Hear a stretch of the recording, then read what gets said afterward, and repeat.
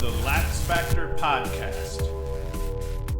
What is up, college lacrosse fans? You're watching episode number 288 of the LaxFactor podcast. I am your host, Ted Hoost, and today we are going to start with number 2, Syracuse hosting Vermont in the Dome. The Orange wasted no time putting the Catamounts away, going up 6-zip over the first 10 minutes of the first quarter. It was Joey Spallina bobblehead night or something, as 22 had a hand in each of Syracuse's first 4 goals over that stretch. He had 2 goals and 2 assists. Spallina finished the game with 10 points on 5 goals and 5 helpers. It was 10-1 at the half, and Syracuse continued to pour it on over the third quarter. First, Sammy English picking off a clearing pass, bumping it upfield to Spallina, who then found Finn Thompson down low for an easy transition goal, now 11-1 Syracuse. A bit later, another failed clear by Vermont. This time it's Carter Rice who picks up the loose ball, finds Spallina wide open, 13 yards out or so, and Spallina laced it past Daly to make it 12-1. After Vermont got their second goal of the game, Owen Hiltz finished Syracuse's scoring for the rest of the day off a rebound, making it 13-2 Syracuse. Now, Vermont was actually able to keep Syracuse off of the scoreboard for the entirety of the fourth quarter, but it didn't matter. Too little, too late. Syracuse wins this one 13-5. We travel south to Baltimore, Maryland, where number 4 Maryland was taking on Loyola at Loyola.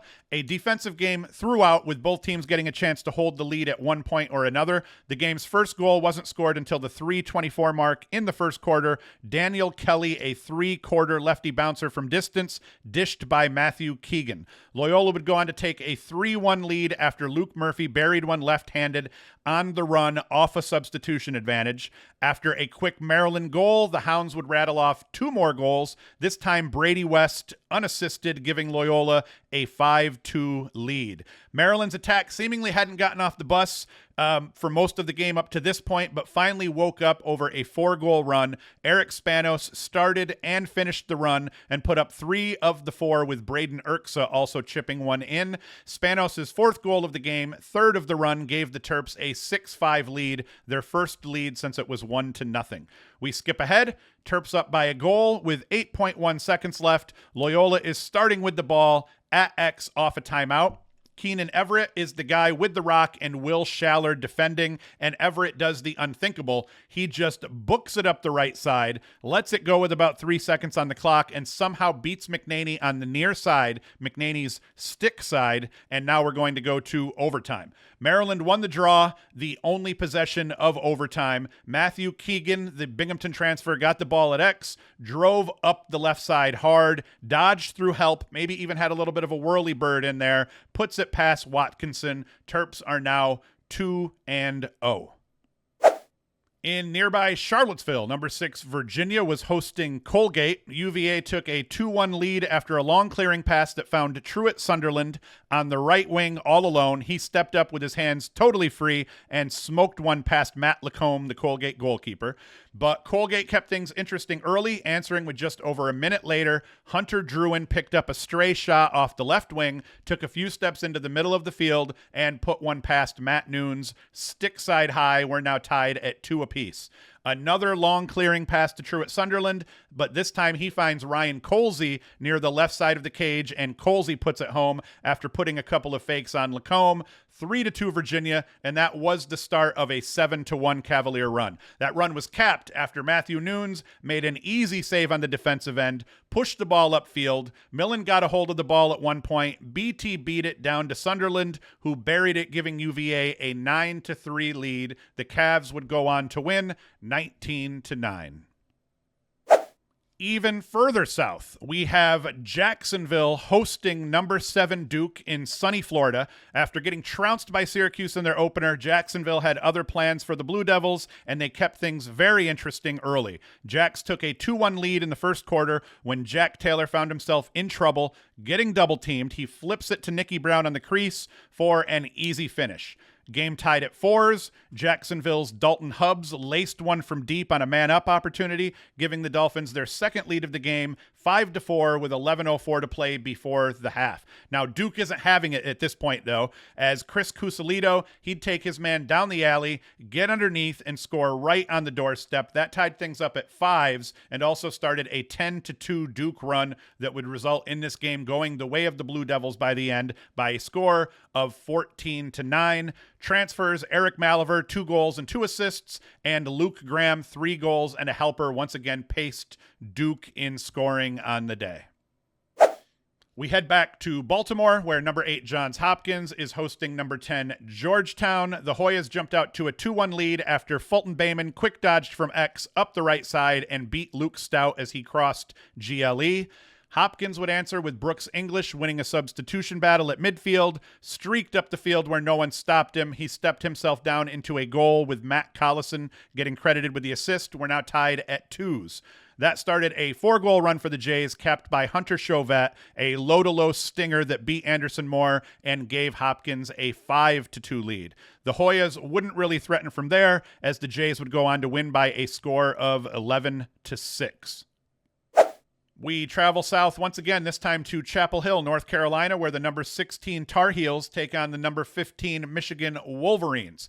Carolina came out swinging. Caden Harshbarger, former 5-star recruit, dodged into space and ripped one from about 11 yards out. A little bit later, Owen Duffy dodges on Pace Billings, beats him clean. That ends up giving Carolina a 2-zip lead early in this game. Duffy and Dominic Petramala, they make a very good 1-2 punch. Petramala made it 3-zip as Michigan jumped into a zone off a restart. Just a really nice draw and dump that starts with Duffy and ends with Petro. Michigan had severe issues clearing the ball over the better part of 3 quarters. They were 6 of 11 at the end of the half, and they finished 17 of 25 on the day. Andrew Priest made it 9-4 Carolina just before the half, 2-man game. Duffy dodged on his screen, banged it back to Priest at X. Priest dodges up that left side, inside rolled his man, a beautiful dodge, hokey dokied Hunter Taylor, and now it's 12-5 after 3, and then Michigan never really threatened from there. We have to travel all the way out west, where number 19 Utah hosted Delaware in a wild game that I predicted Utah would win. Delaware was the road team, though, that showed all the grit by the end. Down by a goal with just a touch over 2 minutes left, Utah has a man-up opportunity, non-releasable by what it looked like. They wasted no time in taking advantage of it. Luke McNamara had time and room from the left wing. He scorches one past Kevin Ellington to knot things up at 2s with 1:48 left in the contest. On the ensuing possession for Delaware, Bennett Palmer was trying to run out the penalty. He gets into trouble near the sideline, but somehow manages to split the double team with a swim move, streak to the middle of the field, and then laces the game winner past Utah goalie Colin Lenskold, kind of a low to high, and Utah loses this one at home. Delaware pulls it out and makes me look like an absolute idiot. Okay, now we jump into the actual overtime portion of the show. Before I get into that, as always, be sure to like, subscribe, hit the notification bell, share the crap out of the podcast with your friends. Go to LaxFactor.com where you can watch our videos, buy swag, and support us that way. And I'm going to shut up now. We're going to dive back in, and we're going to start talking about the games kind of back in sequence, and we'll talk about some additional games here that we didn't actually do any highlights for. So we're going to talk about Syracuse, Vermont first. Now, right off the bat, I want to say this game was on pace to become an absolute shit show by halftime, but credit to backup goaltender Ryan Daly. Ended up with a 60% save percentage on the day. He came in to replace their injured starter. Can't remember off hip who he was.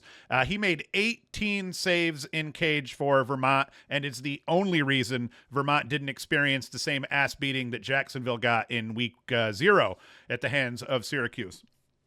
That marks the second week in a row the opposing team's goalie has actually been injured within the first few moments of the game against the Orange. Jacksonville goalie Ryan De La Rocca was hobbled early in their contest, but he's able to finish the game. He actually came in and played very well against Duke here down in Jacksonville. Syracuse's first-year starter in cage, Jimmy McCool, he was very good most of this game. He kept Vermont in check, 11 saves with just 5 goals against on the day. And then Henry Dodge here, he wins 12 of 18 13 draws for Vermont. Now, it was completely locked up at some point. That stat would look lopsided, but at one point after the third quarter, it was tied up at 9 each before Syracuse started to mix up their lineup a little bit. And I think it was Richie USA went like 1 for 6 or something like that, giving Dodge the advantage, but still a very good outing for Dodge overall. As we said, Joey Spallina 5-5, Owen Hiltz 2-2 for the Orange, Finn Thompson 2-0, Trey Deer 2-0. They get some depth in their scoring, and Vermont offensively didn't do very much at all. As you can see, Matthew Drimmy led all scorers with a goal and a helper. All right, so now we've got to move on here to that number 4 game with Maryland and Loyola. And let's see here. Matthew Keegan, he scores that game winner, but key in this game was kind of redemption for him. With about a minute left or so, he takes a bad shot, ends up being an easy save here for Wilkinson of Loyola, which then Loyola gets the ball, and then this famous possession that we showed you in the first segment ends up going down. So his game-winning goal is kind of redemption for him after taking that poor shot at some point in the game. Terps defense so far this season, everything that we thought they were going to be, and that is very good for the Terps. The only unfortunate part of that is that the Terps offense is also kind of what we thought they were going to be in terms of they're struggling to kind of find that alpha playmaker or the true Dodger. And I think even though that Spanos stepped up today, which that's huge, they still need to get that entire attack involved more often than not. If we come in here and we look at the goal scoring, Spanos is 4-0, Daniel Kelly 2-0, but then their other attackman here, Braden Erksa, quiet at 1-1. But credit to Loyola's defense, though. Both the Loyola defense did an incredible job winning those individual matchups, not getting beat, not forcing a ton of slides. They tend to slide a little bit early, I noticed, but that's cool. But their goaltender, their first-year starter, Max Watkinson, he looked very good in net. He had 11 saves. That puts him at 58% between the pipes in his first action against the top 5 team, and they've already played a top 10 team. He's now 52% on the season after playing 2 top 10 foes over his 2 starts. So that's a very good sign for Loyola that you're going to see here. Their goalie here, Max Watkinson, is looking tough. Logan McNaney, 10 saves, 7 goals against, 59% on the day. I'd make the argument that McNaney had a couple of stick side goals that he gave up that he'd probably want back, out of character for him, but it doesn't matter because Maryland gets the win, and he did have a pretty good save percentage. He had a good day. Just he had 2, the game tying goal I think that he'd want back, and then there was one early that was also a stick side shot, stick side near side shot that he'd probably also like to get back as well. Terps Fogos, we have Shea Keithler here. He was 8 of 10 on the day. A hell of a job out of him. Sean Creeder was 5 of 9 on the day, and they absolutely waxed Loyola at the dot. And in a game like this where it was this close, those extra possessions absolutely mattered. So they did an incredible job here. And once again, Loyola defense, I just want to throw one more prop to them. They did a very good job in making sure that the Maryland attack were quiet, especially the midfielders here in Maryland's first game. Midfielders and attack both kind of mixed it up and kind of contributed evenly. The Loyola defense did a great job against both the mids and the attack on the Maryland offensive side of the ball. So credit to them for that. Just had to make sure I was actually recording this crap here. We are going to move forward now. We'll talk about that Virginia and Colgate game. Now, I can't stress enough how good of a win I think this is for Virginia, eventually pulling away and beating Colgate 19-9. Colgate busted a 10-man ride against Virginia, who's playing their first game of the year. Colgate's second game of the year. They lost a close one. What was it, 14-9 to Penn State last week? So I think that this 19-9 spread against a very good Colgate team is actually very telling for Virginia, and I think this kind of proves that offensively Virginia is still loaded, just loaded here. UVA's Truett Sunderland, as we see, he goes 6-3 on the day. That's a career performance, a breakout performance, if you will, for him.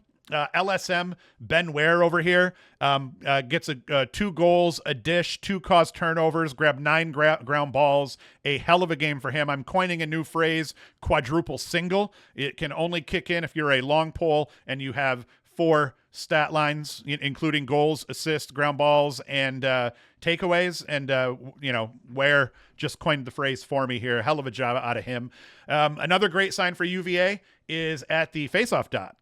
Anthony Gabriel, 14 of 21, but then Andrew Greenspan comes in to spell him a little bit. He goes 4 of 5, and they kind of waxed Colgate at the faceoff dot. Johnny Hartzell's the only Fogo for Colgate that actually had himself somewhat of a day, but I presume that might have been towards the end of the game, maybe some mop-up duty. I don't know how that went down, but credit to him. And that's all I have to say about that one. Now we are going to get into the Jacksonville Duke here. And Charlie Johnson, he forces 5 turnovers. Short stick D-mid, Aiden McGuire stole 5 of his own. As the Duke defense, they finally shored things up over the course of the second half of this game. Jacksonville played incredible early. They got possessions. They held onto the ball. They looked like a completely different team than they looked like against Syracuse. Against Syracuse, offensively and defensively, it barely looked like they were trying, and that wasn't the case at all. Now, defensively, they just didn't get beat. They weren't forced to slide a whole lot, and when they were, they did okay. De La Roca looked very healthy. He looked good to go, and he had 13 stops, only 4 saves over the first half, and then 9 saves over the second half as Duke kind of started to threaten and pull away a little bit. But he looked good. But credit to that Jacksonville defense for keeping Duke quiet early. Credit the offense for being able to get some possessions, give that defense a little bit of a break, and then keep pace, actually finish the rock overall against a very good Duke team. One thing I did notice is Jamison was struggling in the first half. Now, I don't think this is going to be a thing. I know they were saying Buck Cunningham has looked very good in practice thus far, but Jamison, after that freshman year where he looked incredible, was a very good goalie all year long.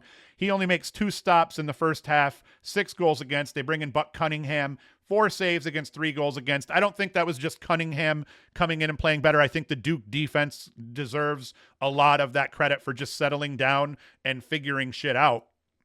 And then at the faceoff dot, Ben McCarthy thrashed people. He goes 12 of 17, which also helped Duke pull away there towards the end.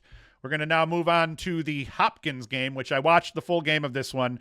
And Matt Collison led all scorers, 3 goals, 2 assists. Brooks English, 1 goal, 3 helpers, and then Hunter Chauvette, 3 goals and a dish. They each put up 4 points in that win to complement Collison's 5. One thing I don't like for Hopkins here, Russell Melendez, 1 and 2, not terrible, but in a game like this where Hopkins struggled to just draw slides, to win matchups, to force 2-on-1 situations, I felt like somebody's got to be able to consistently beat their man. They're doing a very good job of playing as a team, kind of just running motion, finding cutters and things of that sort, but we got to find someone on that Hopkins squad that can actually beat someone consistently. Collison was that guy here on this day, but that's not great. Hopkins defense played incredibly well here. Once they settled down, Georgetown obviously lacked a Dodger that could win matchups on their side of the field. So that was kind of a fairly easy day for the Hopkins defense by the end. Stout, he makes 6 saves against just 6 goals against. Anderson Moore struggled badly. 5 saves versus 11 goals against, as we see that here. And then big props goes out to Logan Callahan here. He wins 9 of 15 draws. I assume Callahan was going to have a rough time against Prince. Now, Prince handled his business. He goes 11 of 19 on the day. But you throw in here Joe Hobart taking some faceoffs. He's 1 of 6. So that's really where Prince got the edge. Callahan got the better of Prince for the bulk of the day, and that was absolutely huge in Hopkins' win. Another thing I want to talk about, that first midfield line for Hopkins. I think they're settling on Collison, Dylan Bauer, and Brooks English as that first midfield line. As we said, Collison, he's 3 and 2. Brooks English was 1 and 3 on the day, I believe. Brooks English, 1 goal, 3 helpers off just 1 shot. He's the one who scored that goal, streaking down the middle of the field off the substitution. So I think that that first line was on the field for 19 possessions. Hopkins scored in 8 of those 19 possessions that first line was out on the field for. So if they can get that first line gelling with their attack unit, then giddy up. But I still want to see what Hopkins looks like offensively against a top-ranked defense. Let's get them out there against a Notre Dame and see how things go. But hey, it sounds like I'm shitting on Hopkins. I am absolutely not trying to shit on Hopkins. They are still back, still a very good team, and even with the question marks on offense, I mean, they're the only team so far to play 3 ranked teams, and they've come away with 3 wins. So right now, Hopkins got the best resume in the nation in terms of trying to get into the NCAA tournament, and we only just completed the true first week, but really we just have less than a week and a half under our belts overall. All right, here we go. Michigan and Carolina. Carolina has a lot of weapons offensively. Duffy paced everyone with 4 goals and 2 helpers. Dominic Petramala goes for 4 goals and a dish. James Matten goes for 3 goals, or no, a goal and 3 assists. So that's 15 points out of that Carolina attack. Midfield also has a lot of quality depth. Ty English scored 2. Dewey Egan, a big guy. If he can get comfortable running midfield, they're going to be dangerous overall. They contributed 8 points, the midfielders did, in addition to the killers, what their killers did on attack overall. Brady Wambach for Carolina here. He wins 12 of 22 on the day. Overall, they win, 14 of 25 at the dot. So that's a good job. That's a difference for Michigan. Last year, Michigan's used to winning draws. This year, we're not sure how they're going to do. I think Jackie Weller is going to fare well for them overall, but Carolina gets the edge in the possession battle in this one. So that factors. Carolina did not only returned a single starting close defender from last year's team. So I was wondering defensively, how are they going to fare? Now, Michigan this season at least, isn't known for their offensive prowess overall, but still a good quality team coming out of the Big Ten. And I felt like Carolina's defense did a very good job. They slid early. They slid often. As Michigan was trying to kind of play 2-man games and things of that sort, they were automatically switching things up. So I don't know if that's going to be a strength down the road for them or a weakness, but at least in this game, their defense actually did look like a strength and they were able to get stops.